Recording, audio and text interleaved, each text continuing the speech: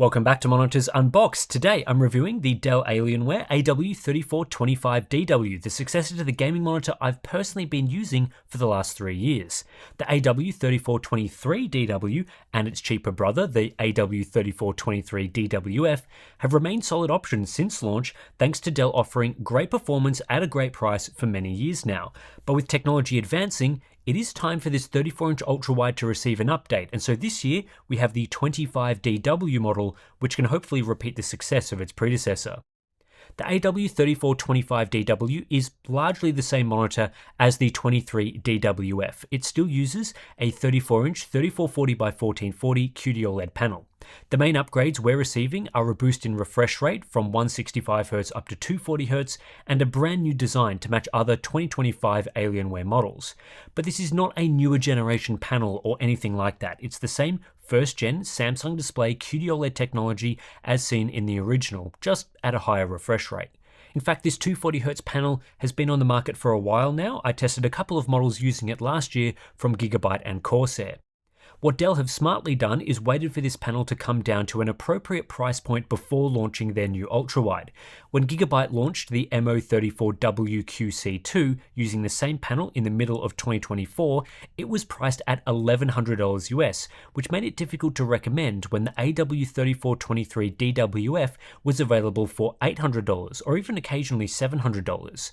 Corsair made the same mistake months later, but the AW3425DW has debuted this year at just $800 US, making it more of a true successor to the DWF, and right now you can actually pick one up for just $770, a little more expensive than the lowest ever price for its predecessor, but nothing outrageous for a brand new display.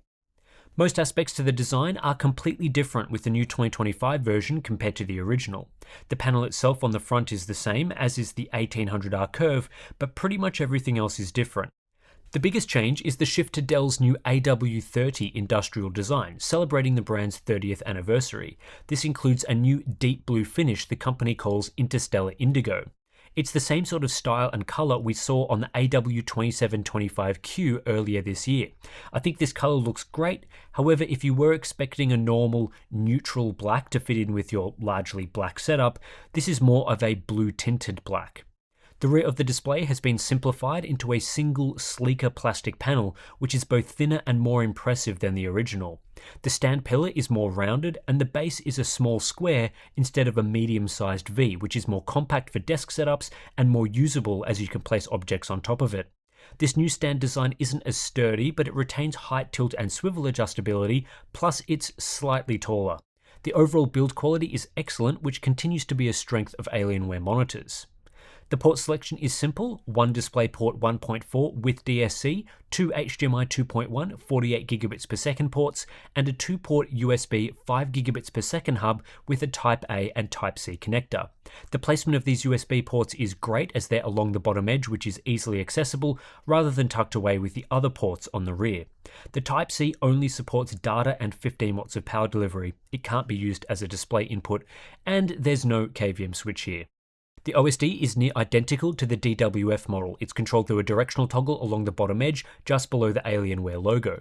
Inside is a good range of features, including all the usual color controls. There's a timer and frame rate display, shadow boosting features, and Alien Vision, which gives you access to crosshairs and other image manipulation modes. The only main criticism I'd have is that there are no OLED care options, implying that all the usual burn-in mitigation features are always enabled. That's a bit disappointing when brands like MSI offer quite a lot of user customization, so if a particular aspect is annoying you, you can risk burn-in by disabling or turning down one of those settings. Or you could make the features more aggressive to try and extend the panel's lifespan. On the AW3425DW, the only OLED care option is a manual run of the pixel refresher. Text clarity is identical to other 34-inch 3440x1440 QD OLED panels because this panel continues to use first-gen QD OLED technology, including the original triangle RGB subpixel layout. So while this is a newer monitor with a higher refresh rate, the panel itself is fundamentally the same technology, and in areas like text clarity, it offers the same experience. Compared to other OLEDs, this panel is on the lower end of the text quality scale, as it hasn't received the subpixel upgrades implemented in the 27-inch 1440p panels or the latest 4K models. There can be some pink-green fringing along the upper and lower edges of text, which you don't see with equivalent resolution LCDs. With that said, the text clarity this 34-inch QD-OLED panel offers is still generally better than competing WOLED panels. The screen composition and coding is also unchanged from other 34-inch QD-OLED ultrawides. It remains glossy, which is a double-edged sword. The main benefit is increased sharpness and clarity compared to matte coatings, with no coating grain or light diffusion that can impact apparent contrast. The downsides are mirror-like reflections, which are well managed on this panel compared to some glossy finishes, and QD-OLED ambient light reflection. In brighter environments, QD-OLED panels can appear grey instead of black when displaying black, as ambient light reflects through the panel and activates the quantum dot layer. This reduces black depth in well-lit rooms and hurts the black level advantage you get from OLED, but the issue can be mitigated by ensuring your room is dimly lit with light sources behind the display. Whether QD-OLED Glossy is the right choice for you is dependent on your personal preferences and usage conditions. OLED panels of all varieties are also susceptible to permanent burn-in. You won't get burn-in while playing games or watching videos, but the panel will burn in over time when displaying static content for long periods. This makes OLED less well suited for productivity uses where you'll be looking at static desktop apps all day, and you can check out our ongoing OLED burn-in series to see how real-world productivity use affects burn-in. The occasional amount of static app usage is fine, so don't worry about doing a bit of web browsing between gaming sessions. I just wouldn't recommend OLED as a monitor for hours upon hours of work. Dell offer an industry standard 3-year warranty that covers burn-in. Response time performance is excellent on this QD-OLED monitor, as it is for other OLED displays we've tested so far. OLED offers lightning fast response times around the 0.3 millisecond mark at all refresh rates, and performance doesn't change at lower refresh rates, one of the many benefits of OLED for variable refresh rate gamers. This results in a single overdrive mode experience where you don't need to adjust settings depending on the refresh rate you are using. There is effectively no difference in response time performance between this QD-OLED and other OLED monitors, including WOLED variants. OLEDs are much faster than even the fastest LCDs I've tested, and this is true whether we look at the best performance or average performance across the refresh rate range. Not only are OLEDs fast, they also have no overshoot artifacts, which can be an issue with some LCD models. When viewing cumulative deviation results, we can see that OLEDs get much closer to ideal response time behavior, and in most cases offer performance an order of magnitude better in this metric than LCDs. In practice, this leads to around a 1.5 times advantage in clarity at a given refresh rate, so 240Hz QD-OLEDs offer a similar experience to 360Hz LCDs. Aside from comparisons to LCDs, the main thing you need to be aware of when buying an OLED for motion is that clarity on these panels is directly tied to refresh rate.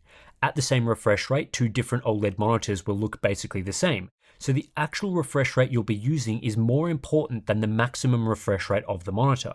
If you compare two OLEDs, one with a 165Hz max refresh and one with a 240Hz max refresh, but both are playing games at 120 FPS with a 120Hz refresh rate, they will look the same and give the same experience. Where higher refresh rate OLEDs become of benefit is when you use the highest refresh rate capabilities. Running an OLED at 240Hz produces a clearer image than at 165Hz, with better smoothness and responsiveness. This is the key benefit this new Alienware monitor brings. This has advantages when gaming at high frame rates, for example multiplayer games or games with frame generation enabled. But a higher refresh rate OLED only has an advantage when you exceed the refresh rate of a lower refresh model. In this example, the 240Hz AW3425DW will be better than the 165Hz AW3423DWF when gaming at anywhere between 166 and 240 FPS with variable refresh enabled. Anything at or below 165 FPS, there will be no difference, so keep this in mind when shopping between OLED ultrawides. I think these days having the extra headroom of 240Hz is welcome on this sort of panel because 3440 by 1440 is getting easier to run as GPU hardware improves. Also, with technologies like frame generation becoming more widespread in modern games, having a higher display refresh rate allows you to benefit more from frame gen. On a 165Hz panel with 2x frame gen, the maximum render rate you can achieve is 82 FPS without exceeding your monitor's refresh and introducing tearing. On a 240Hz panel, that render rate jumps to 120 FPS, which is a better and more responsive experience. Input latency is excellent, offering a sub 1 millisecond processing delay in both the SDR and HDR modes. Combined with fast response times and a decent refresh rate, this OLED feels very snappy to use, only beaten by the absolute highest refresh rate models on the market. Power consumption is somewhat lower on the new AW3425DW compared to previous models, dropping to 75 watts to display a full white image, compared to 86 watts on the AW3423DWF and 101 watts for the AW3423DW, though the original DW model did use a power-hungry G-Sync module, which is no longer being used on the new model. Power consumption in this test was around 5 watts lower than the Corsair model that uses the same panel. All QD-OLEDs that we've tested so far offer a similar color space. In the case of the 25DW, we're looking at 99.4% DCI-P3 coverage, as well as 98% Adobe RGB coverage, strong results for viewing HDR content or working in those color spaces. In total, I saw 81.6% coverage of Rec 2020, which is a good result for a QD-OLED monitor and gaming monitors in general. The 25DW has great factory calibration. Default grayscale performance is quite accurate with a decent color temperature, flat gamma, and low delta E ITP average. Out of the box, colors are oversaturated, and this is especially noticeable due to the wide color gamut of QD-OLED panels. However, this is no different to other QD-OLEDs. Compared to other products, the 25DW actually manages to outperform the already very good 23DWF in grayscale, making it one of the most accurate products on the market in this area. Color checker performance is average. There's a couple of ways to improve SDR sRGB/Rec 709 performance. One is using Windows 11 Auto Color Management, which improves Delta E ITP averages to below 4 across the board, so that's a very solid option. Dell has done a good job of reporting color primaries, so in this configuration you get 99.8% coverage of sRGB, which is near perfect. The other way is using the sRGB mode, which is very accurate. Color temperature and gamma are both better in this configuration than the default configuration, pushing the grayscale DEITP average below 3. Saturation and color checker results are excellent as well, making this mode more accurate than using ACM. Compared to other monitors, the 25DW retains its spot towards the top of our grayscale accuracy chart in the sRGB mode, though the 23DWF was ever so slightly superior. Both of these models are an upgrade over the original 23DW. In color checker, the new 2025 model is excellent, coming in among the top group of displays. While the sRGB mode does lock some options like white balance, this isn't too big of a deal as the included calibration is so strong you may as well use this mode and forget about it. It is possible to slightly improve performance through a full calibration, but in my opinion, with this monitor, it really isn't that necessary in the SDR mode. I would either use ACM or the sRGB mode and know that performance is very good. Maximum SDR brightness is unchanged compared to other QD-OLED ultrawides at 246 nits full screen. Dell continues to use a uniform brightness configuration in the SDR mode, so brightness does not change with different window sizes. Minimum brightness of 20 nits is good, though again unchanged from the previous models. Viewing angles are also basically the same as other QD-OLED panels, so they are excellent, making this panel easy to view. The only real limiting factor here is the 1800R curve, which essentially forces you to view it from the center for the best experience. Uniformity is strong with no dirty screen effects viewing dark grays, and good central uniformity with only a negligible amount of fall-off along the left and right edges.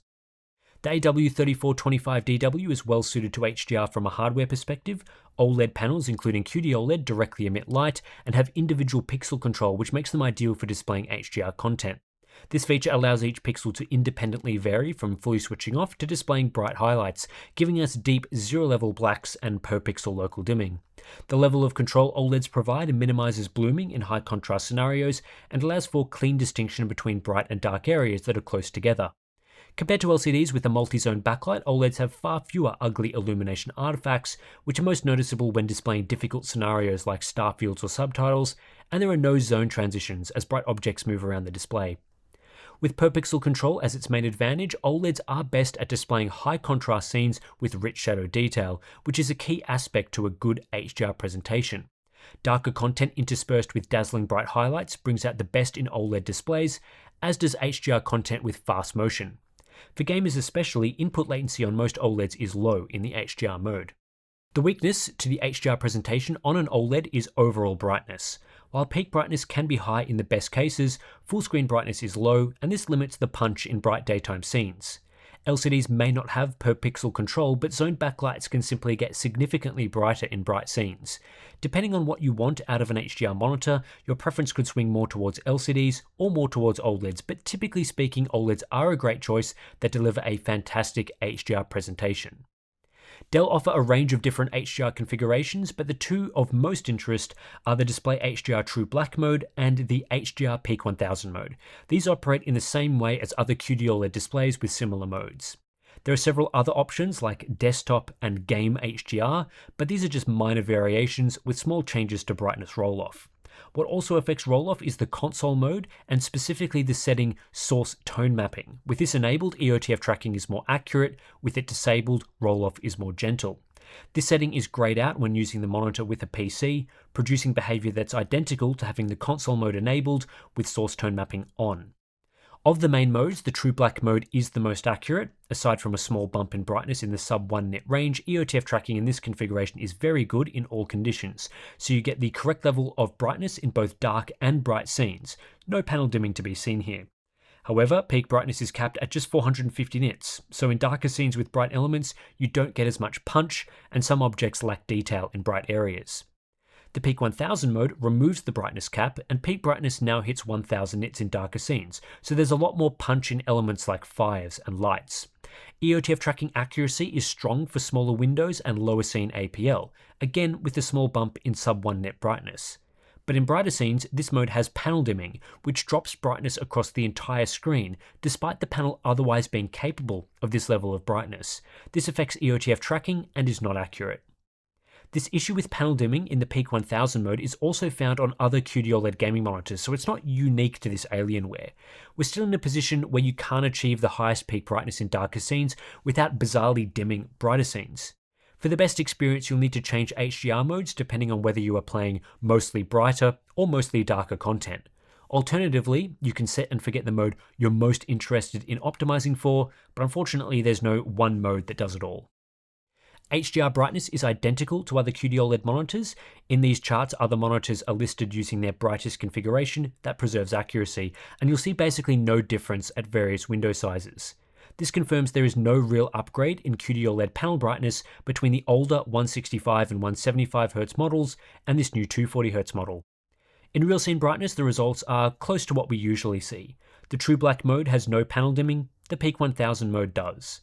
The True Black mode has higher brightness in mid to high APL content, but is capped to 450 nits. The Peak 1000 mode can reach over 900 nits in real-world scenes, but isn't as bright in higher APL scenes. There's no substantial difference between the DWF and 25DW models.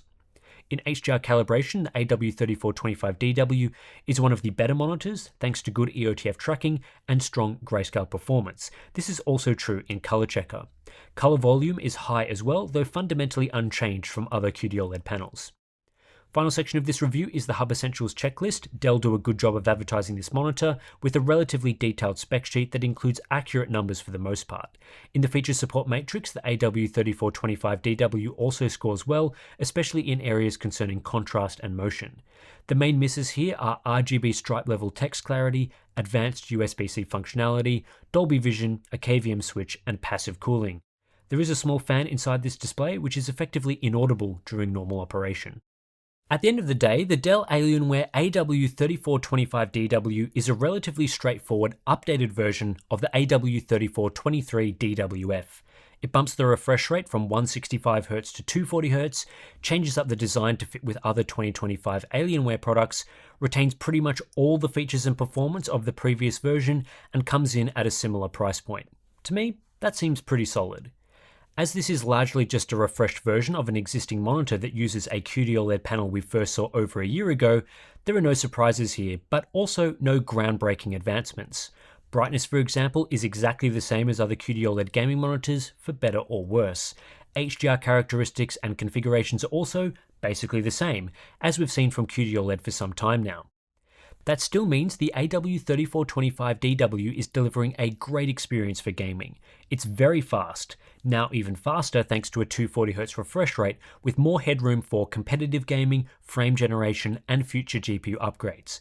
It has great contrast, deep blacks, per pixel dimming, and low input lag. HDR scenes look great on this display, and it's also quite usable in other situations. The 34-inch ultra-wide size is still pretty decent, and the resolution is acceptable. There have been no real performance regressions here. In fact, if anything, this new version is more color accurate than the last version, which already set a high bar. I do think this new Alienware QD-OLED Ultrawide is clearly better than the last version. However, it hasn't progressed things forward by all that much, 3 years after the debut of the original. This is still a first-gen QD-OLED panel in terms of panel composition, ambient light reflectivity, brightness characteristics, panel dimming, subpixel structure, and resulting text clarity. It really is just the old model with the same weaknesses bumped up to 240Hz. For any further enhancements, we'll need a newer panel from Samsung Display. Right now though, at least in my opinion, and despite the lack of major improvements, this is still the best 34-inch ultra-wide OLED panel you can get. The main competitor is 34-inch 3440x1440W OLED, which has a less appealing 800R curve, matte screen coating, and worse text clarity. WOLED alternatives are also typically more expensive, which make them hard to justify. Speaking of price, the AW3425DW debuting at $800 US puts it in a good position, especially with the price already having fallen to $770. It's around the same price as its predecessor, maybe up to $100 more in the worst case comparisons for a higher refresh rate version. Given the AW3423DWF was previously available at a great price, I think it's a solid step in the right direction to get an even better monitor in 2025 for a similar price. It's also a very competitive price when you look at other 240Hz OLED ultrawides, most of which are priced at $850 US or higher. The main competition to the AW3425DW is the Gigabyte MO34WQC2, which uses the same 240Hz QD-OLED panel and has steadily dropped in price this year from $800 a couple of months ago to as low as $660 now. This makes the Alienware $110 or 17% more expensive, which at first glance seems like a poor deal given similar specs, but the Alienware is simply a much better product. It has a better design and build quality, better HDR performance, better tuning, and a more accurate SDR mode. So I would pay the extra money to get the 25DW, and I think Dell have done enough here to retain the crown of best 34-inch OLED ultrawide. So anyway, that's it for this review. If you want to support Monitors Unboxed and the independent testing that we do, please consider supporting us via our Patreon page. Links to that is in the description below. You'll gain access to some pretty cool benefits if you sign up, including our Discord chat, a great place to talk about monitors, get advice, recommendations. We've got ICC profiles for the monitors we test as well. We've got monthly live streams, BTS content, lots of other good stuff. So thanks for watching, and I'll catch you in the next one.